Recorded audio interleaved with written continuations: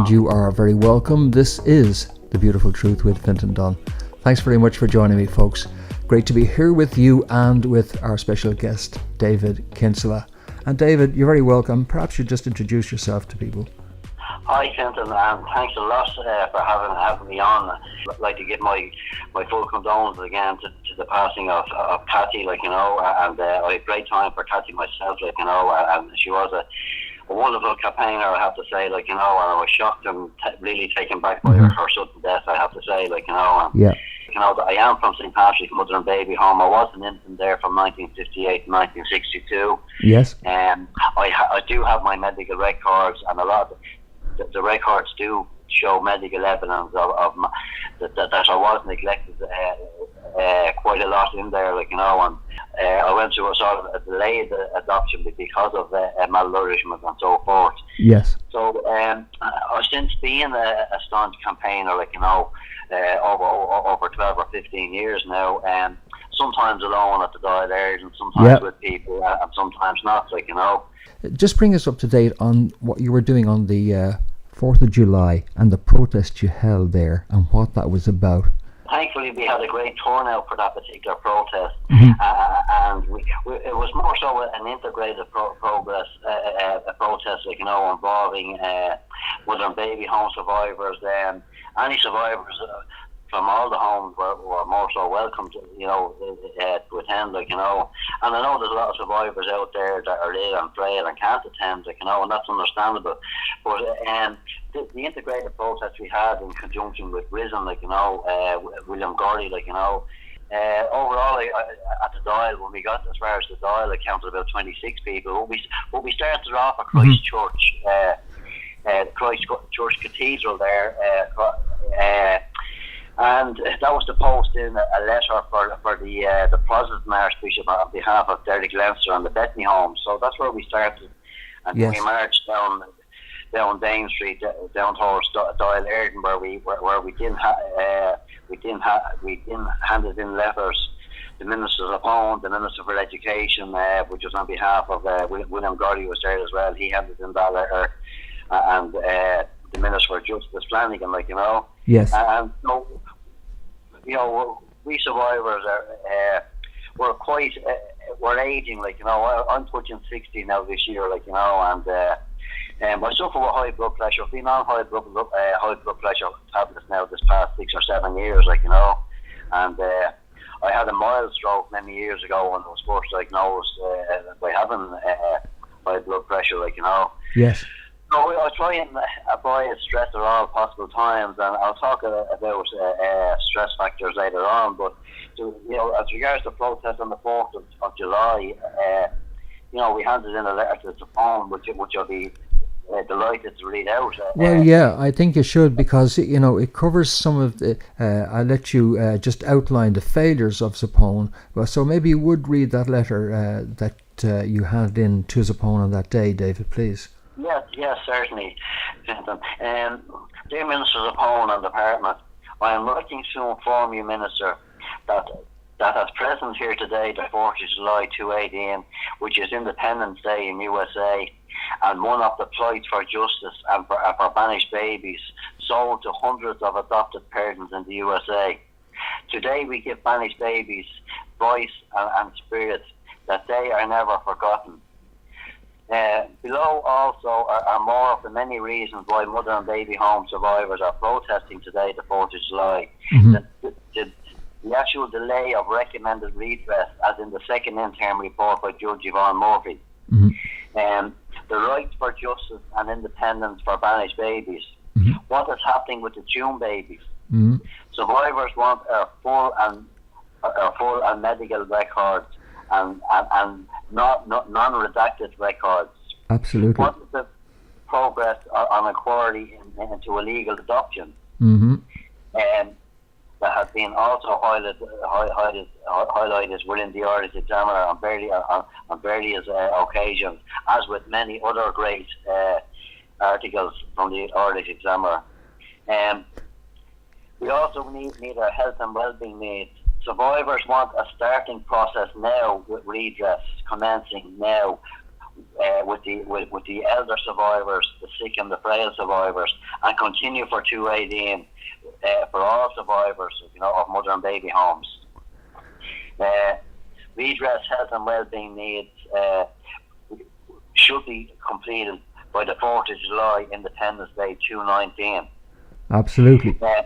Regarding all above, Minister, we are fully recommended by survivors that the survivors meeting in the Western Hotel and the Silver Springs Cork and the Jim Hallery report was sufficient enough to know what survivors wanted. A collaborative forum and other meetings about meetings and talks, which only started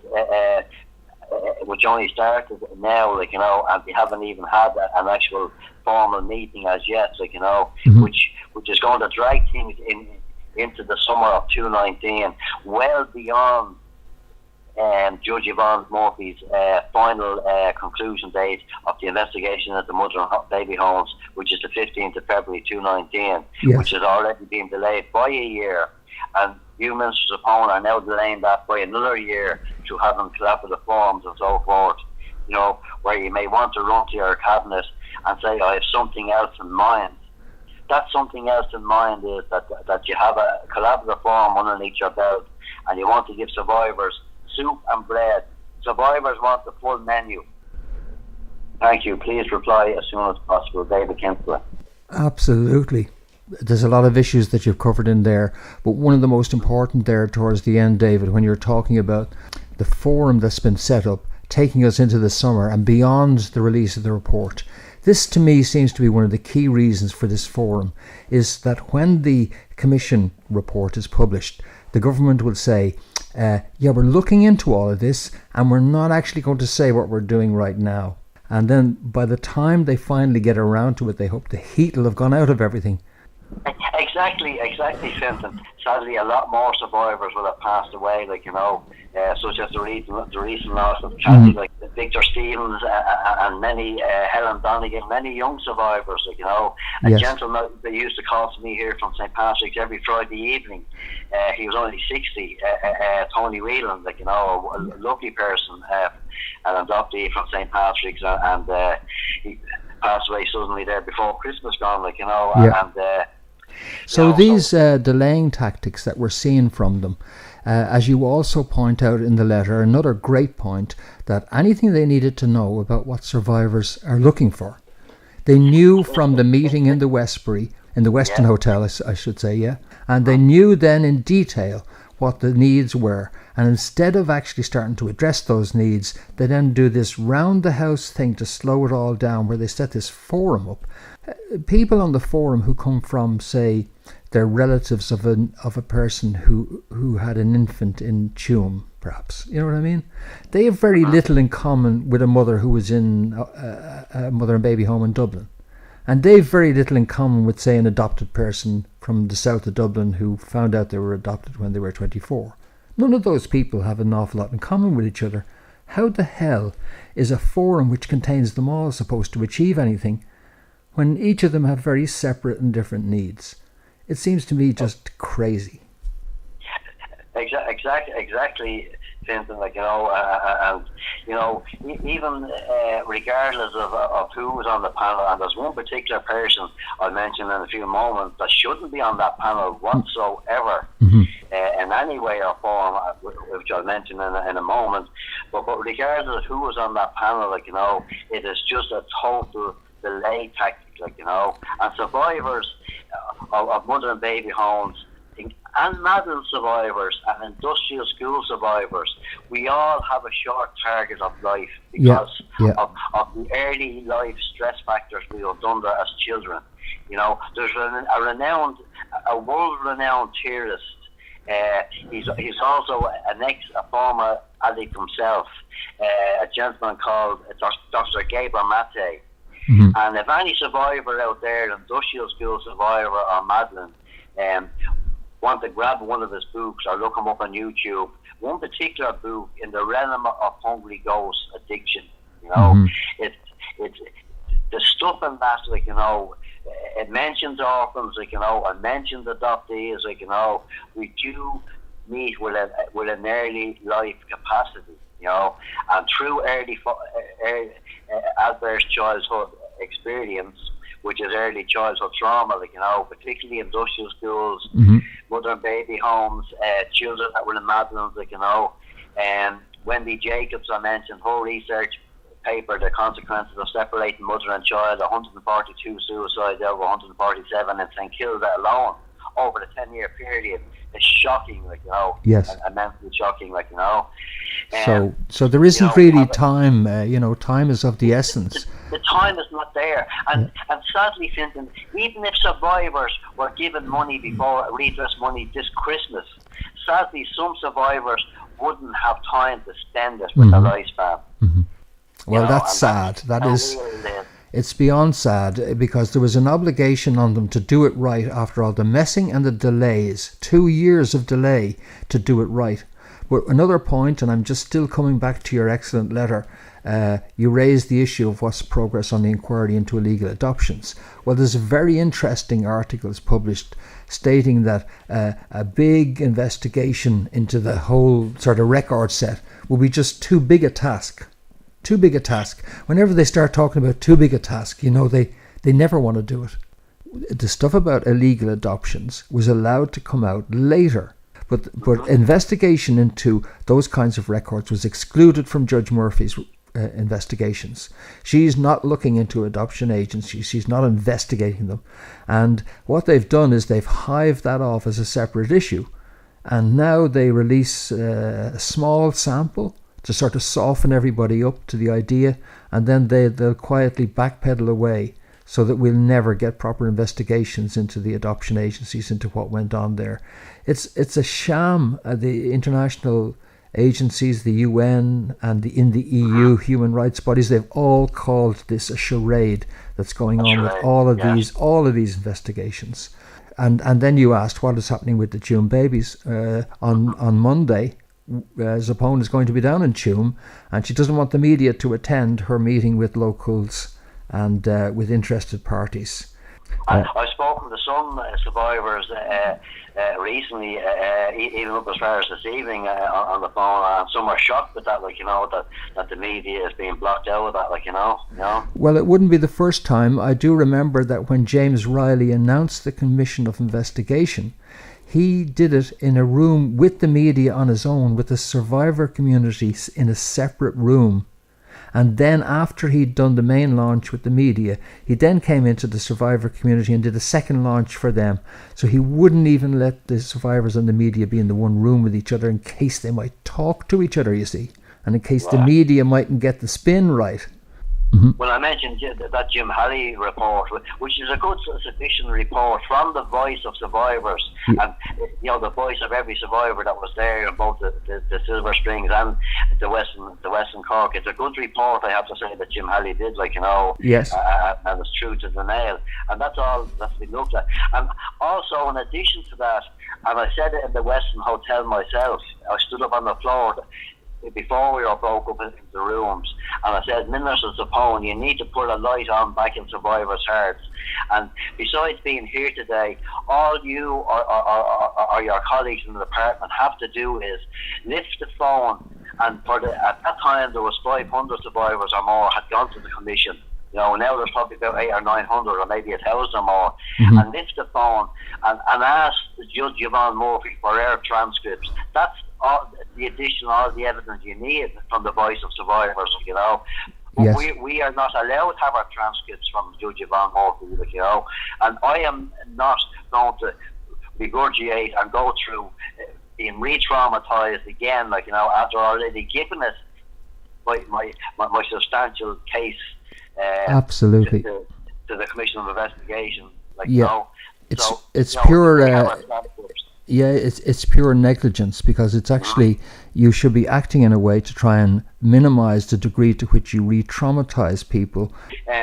one reason that and I'd love to get, hopefully next year or sometime I'll have more time to do a research myself on it. Like, the reason why there's quite a lot. I'm not saying all mothers are. The reason why there's quite a lot of alcoholism in Ireland, like, and particularly underhanded drinking, where women drinking alone in the home, and a lot of that wine drinking and that, is because of that void where a mother's child, son or daughter, has been taken from them, like, and then mothers are afraid to speak out and voice themselves.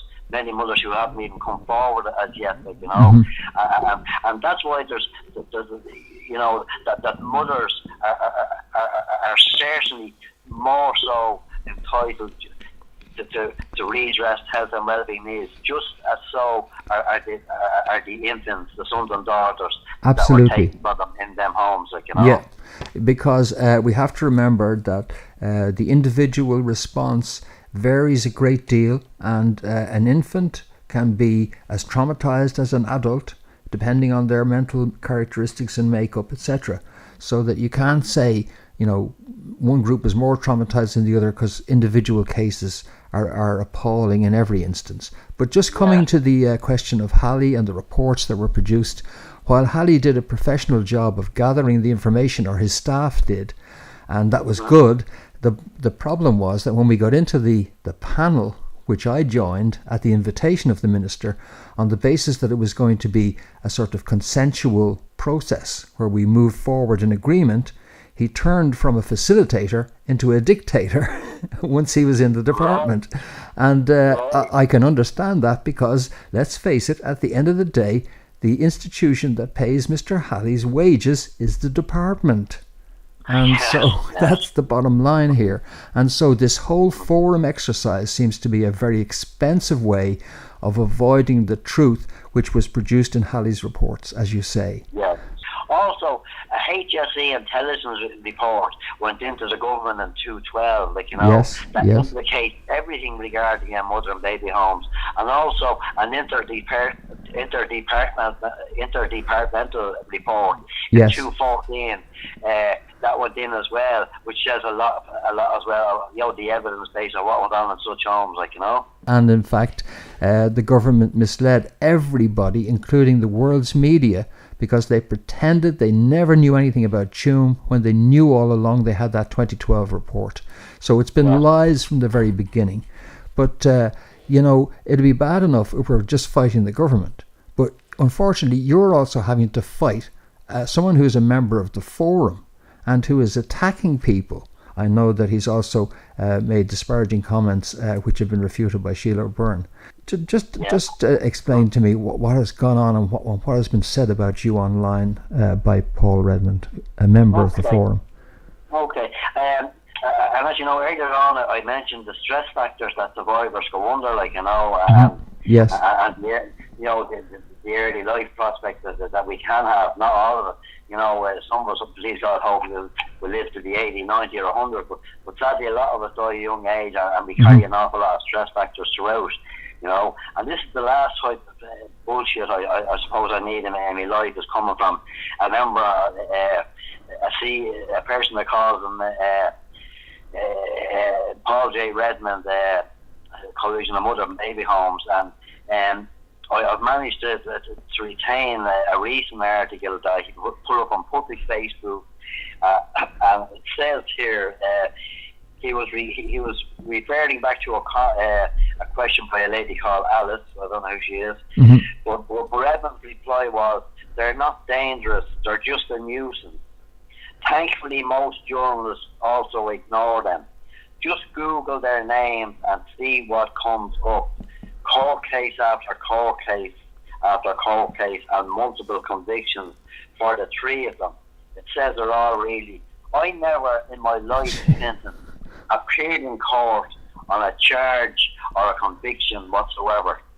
The nearest thing when we were going through austerity here in Ireland, when I couldn't afford a TV license, was to get me license as soon as I can. That's the only time I ever stood in a courtroom, as the other people had to throughout Dublin, like, Well, having a TV license, I doubt. That's kind of narcissism, and there's many more I could read out that's kind of shocking. And some of that articles that he's put up on Facebook regarding a female survivor. But just a second on this one here, though. When he says they're not dangerous, just a nuisance, he is talking, because the context of earlier messages that you also have is that he's talking about yourself, about Sheila O'Byrne, and about another individual I'd rather not name because they haven't publicly identified themselves, right? And he's calling the three of you criminals. That's what he's doing there. He's saying not just criminals, actually, but career criminals, court case after court case, and multiple convictions. A career criminal. Yeah. And this is sort of an individual Redmond that's on the panel, and that's kind of try and help and validate survivors' voices, I don't know. Thank God he won't be validating my voice, my voice is in the Jim Hallery report anyway already, and Judge Yvonne Murphy, where I spent 2.5 hours with the woman, the full commission, the whole team of the commission, and that took 2.5 hours, and I broke down crying there. Yes. On 5 occasions, and with great respect to Judge Yvonne Murphy, she had to come over to me on the second time. I said, "Do you want to pause for a few minutes, David?" I never anticipated that they, with myself, giving my evidence to the commission that I was going to go that way, and it shows how, no matter how resilient we come when you're re-experiencing your story, and your loss and the void, and particularly, I'll never know what it's like to sit at a table with my birth mother and 4. I've come to learn that I have 4 siblings out there, where I had to face rejection again, Well, I absolutely appreciate the extent to which these things can be very traumatizing, and that's why it's particularly egregious what's going on here with Mr. Redmond. I have to say now, since that happened, and since I publicized news of this kind of behavior that he has engaged in, that I got a message from Clodagh Malone, who's involved in the Coalition of Mother and Baby Homes, which was extremely abusive to me. Now, the problem I have is this. Clodagh Malone was on the minister's panel, the one I resigned from because I felt it was a ministerial setup. She was on the panel, and she was then sending abusive messages to me for revealing this information. And she was one of the people who picked Redmond to be on the forum, who is now putting out defamation about you. So it's not acceptable that someone who's on the forum could behave like this to the survivor community. Yeah, and I'll be tackling these defamations, on public Facebook things, I've sent a letter to Minister Zappone regarding that, which I have no problem reading out. This was sent to her only a couple of days ago, Dear Minister Zappone, I wish to inform yourself and the department that I am shocked and disappointed to be made aware again in regard to how a member on the collaborative forum, that being Paul Redmond, is again putting up posts on Facebook with defamatory paragraphs regarding survivors. Mm-hmm. This time he apparently has said, I have a criminal record in which I never had in my 60 years living in Ireland. Thankfully, I have learned over the years to have a high threshold tolerance and treat all public and survivors of mother and baby homes with respect, regardless of any survivor's background, which is far from my business.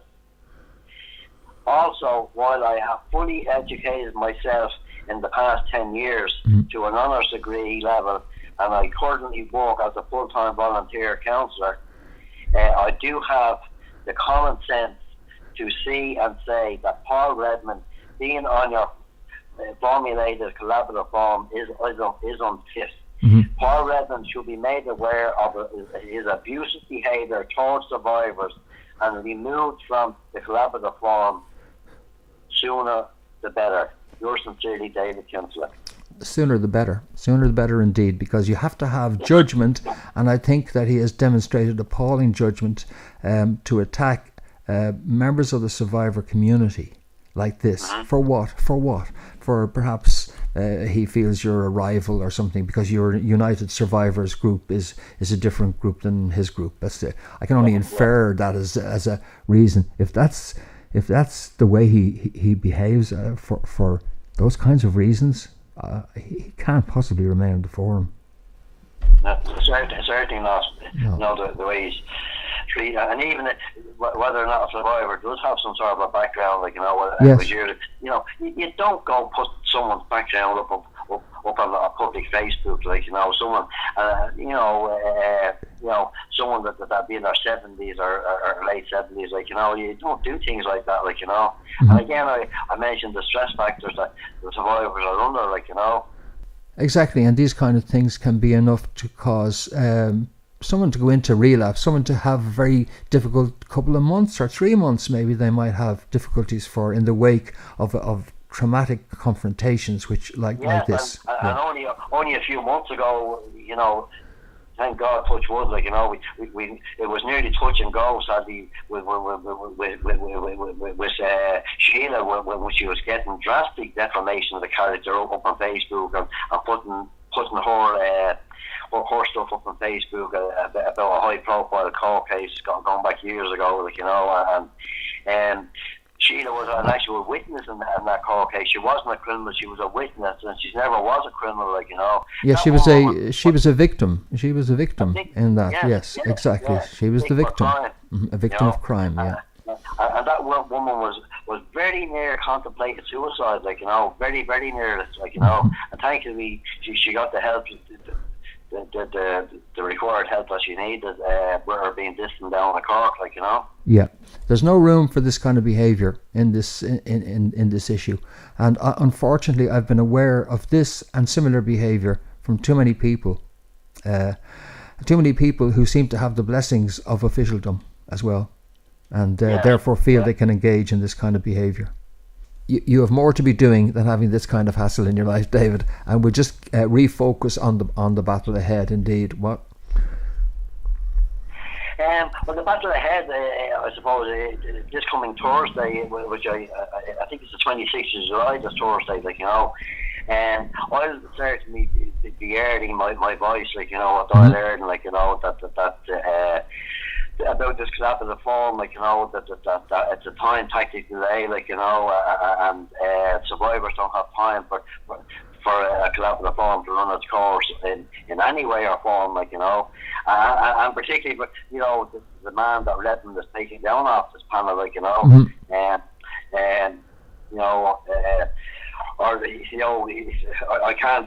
don't think he has the intelligence to do so, to put up a full apology to these survivors for the duress and stress he has caused them, like, but I think he's gone through beyond that stage now, like, that even the apology, like, will be beyond the stages to try and even accept, like, I know what you mean. Man has done, like, but even myself, like, I'm pushing 60 now in a fortnight's time, and I've always been anyone that knows me in public will say, like, I'm a very refined type of person, like, I like the easy things in life. I'm not aggressive. I've never been in trouble, like, I've never raised my voice to survivors in public or the public for that, like, and I try and act in a professional way at all times, like, and I have the greatest respect for all survivors, regardless of their background in any way or form, like, because we're all sinners in some way, like,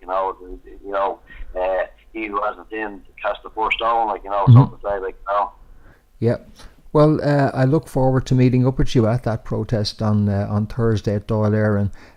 Noon is the official time, but really it'd be great if people could get there from 11:30 at the latest onwards.